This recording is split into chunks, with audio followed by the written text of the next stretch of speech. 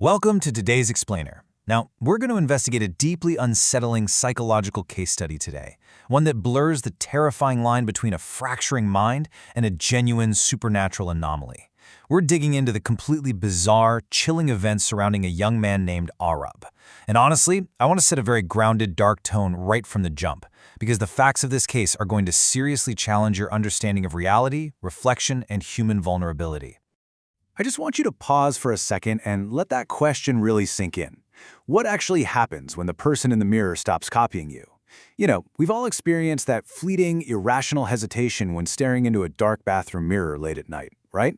That split-second fear that our reflection might just blink when we don't? But what if that wasn't just an intrusive thought? Before we dive into the impossible crime scene at the center of this case, I want you to hold on to that feeling of uncanny dread. Because for Aarav, this became a very literal waking nightmare. All right, let's treat this like a post-mortem investigation. Picture the scene. The police are called to this unbelievably cheap apartment in Kolkata after neighbors report a horrible smell that's been lingering for 3 days. But when they finally breach the door, there's no body. There is literally just dust. The only pristine object in the entire sealed apartment is one untouched mirror, standing quietly right in the center of the room. But here's the kicker, the detail that makes this case practically impossible. Police confirmed the apartment had no electricity connection for months, which means the extensive audio and video recordings Aarav claimed to have captured, the exact recordings that document his disappearance, should have been technically impossible to create. To understand exactly how Aarav vanished from a sealed room, we've got to jump back in time to his arrival in Kolkata. So, Aarav took a night shift job editing audio for horror podcasts. Naturally, when he rented this unusually cheap, dust-filled apartment, he asked the trembling, elderly landlord if there was, a ghost problem. The landlord refused to even step foot inside the bedroom, telling Aarav to just sleep with the lights on. And his response is absolutely chilling. Not ghost, memory. This tells us right away that we aren't dealing with a standard haunting here. We're dealing with something deeply psychological, something tied to the dark residue of the past. 3:13 a.m. This exact time is the catalyst for the entire supernatural escalation. On his very first night, as a heavy rainstorm is just hammering the city outside, Aarav wakes up sharply. He hears breathing, but it's not coming from outside the door, and it's not under the bed. The sound is inside the room with him. It's slow, it's wet, it sounds entirely human. And to his absolute horror, he realizes the sound is coming directly from the large mirror standing over in the corner. You know that uncanny valley effect, where something looks human but your brain screams that it's just wrong? That's what breaks Aarav's reality here. When he looks into the glass, his reflection is there. But when he moves his head, the reflection copies him a full second too late. Aarav is standing there frozen in fear, pale, totally sleep-deprived. But his reflection? His reflection is smiling, this unnaturally wide smile. And yet its eyes are wet, like it's been crying. It's this complete disconnect between his physical body and the reflected image, signaling the very first major rupture in Aarav's physical space. If we break this down, we can analytically track his rapid psychological deterioration.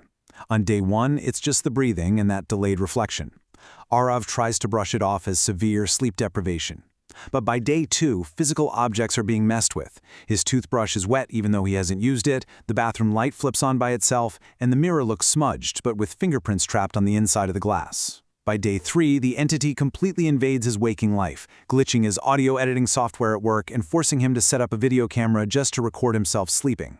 And there it is again. The witching hour strikes. The recurrence of 3:13 a.m. really emphasizes the claustrophobic pacing of this whole case. Aarav is desperately trying to regain some control by recording the room, but the entity is escalating. Out of nowhere, the room temperature drops sharply. His phone dies completely. And then, from the supposedly empty room, comes a sound.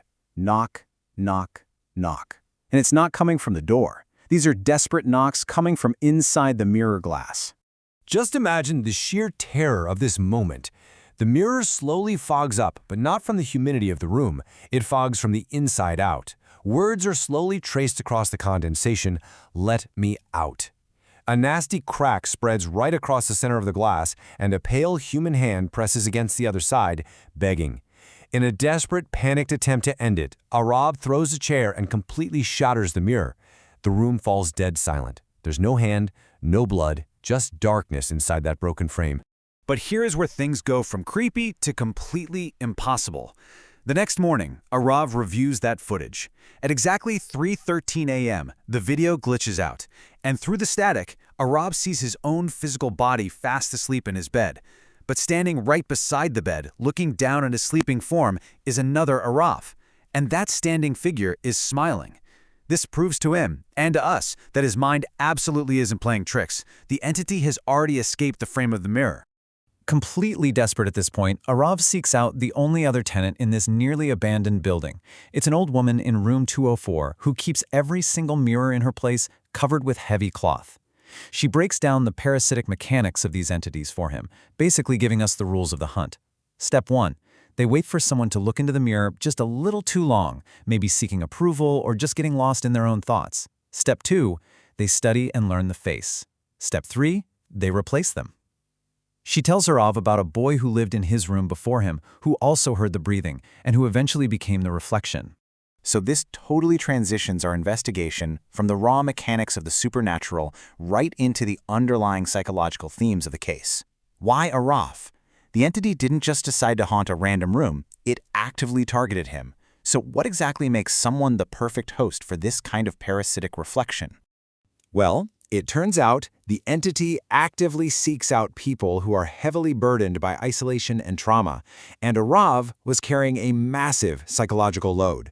We're talking about a deeply buried 45% of guilt over his father's death, 35% of this profound, crushing loneliness of being in a new city, all compounded by 20% chronic sleep deprivation. He is essentially a walking battery of negative emotion. These mirror entities don't just mimic humans, they actively feed on these specific, heavy vulnerabilities. Which brings us to the climax of the whole ordeal. Aarav returns home to find the mirror he shattered has inexplicably repaired itself. It is perfectly whole again. When he stands before it, gripping a hammer, the reflection speaks to him first. "You are tired," it says, and then it makes this chilling offer. "We can rest for you." The room darkens. The sound of that wet breathing becomes absolutely deafening. And the reflection, with skin twitching like wet paper and a smile literally tearing its cheeks apart, finally steps out of the glass to confront Aarav in the physical world. The crucial point here is that the apartment suddenly transforms into this endless, impossible mirror maze. But it's not just a physical trap, it's an inescapable psychological prison.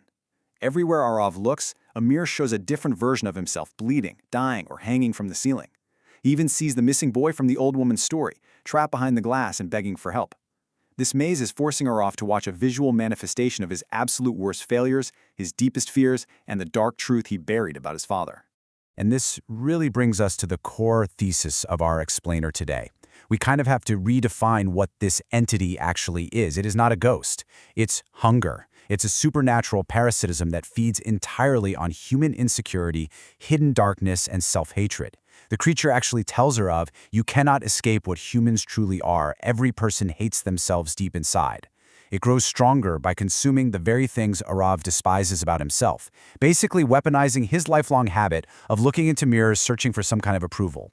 But here is where the narrative completely shifts. Surrounded by these screaming reflections of his own trauma, Aarav just stops denying his pain. The entity is calling him weak. It's telling him he despises himself. And for the first time in his life, Aarav quietly says, "Yes, but I'm still human." He realizes the entity is just stealing his trauma to gain power. So he steps closer to the mirror and weaponizes his own psychological flaws right back at it, stating, "All my fear, all my guilt belongs to me." Aarav breaks the cycle by following 3 very specific steps. First, he acknowledges his internal darkness, which totally strips the entity of its secret weapon. Second, he reclaims ownership of his guilt. It is his burden to bear, not some monster's to consume. And third, the simplest but most powerful act of all, he closes his eyes. He refuses to look. He tells the entity, "You cannot survive without me looking at you."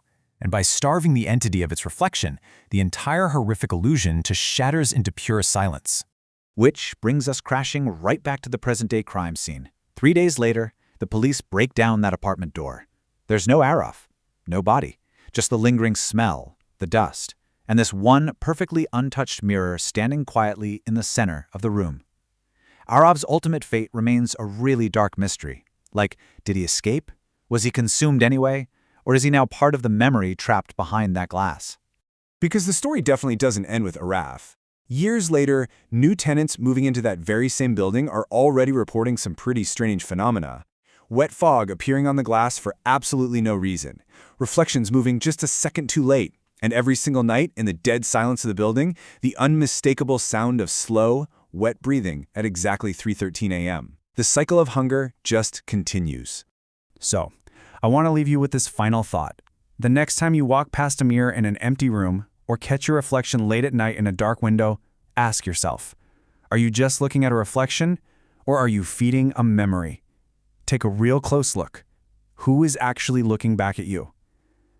Thank you so much for joining me for this explainer, and remember, try not to stare for too long.